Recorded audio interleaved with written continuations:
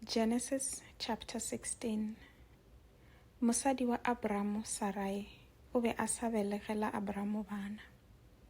Fela o be a na le lekgoba la mosetsana la Moegepeta leo leina la lona e bego e le Hagar.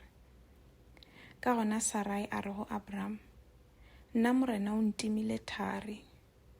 O reng o sa robale le lekgoba la ka la mosetsana? Mohlomongwe a ka mpelegela ngwana. Abramo a dumela kgopelo ya Sarai.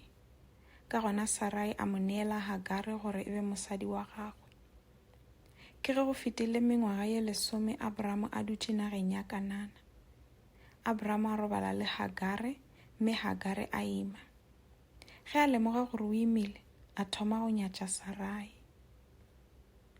Ke moo Sarai a itšego go Abramo, ke molato wa gago ge Hagare a nnyatša.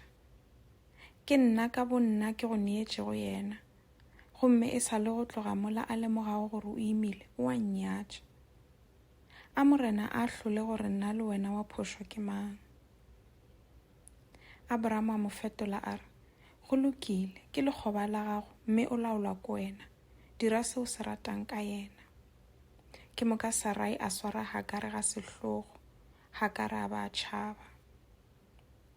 Morongwa wa morena a gahlanyetša Hagare mothopong kwa lešokeng tseleng ya go ya Shure, gomme a re, Hagare, lekgoba la Sarai, a o tšwa kae mme o ya kae? A mo fetola a re, ke tšhabela mong wa ka Sarai. Morongwa a re, boela go yena, gomme o ikokobetše go yena.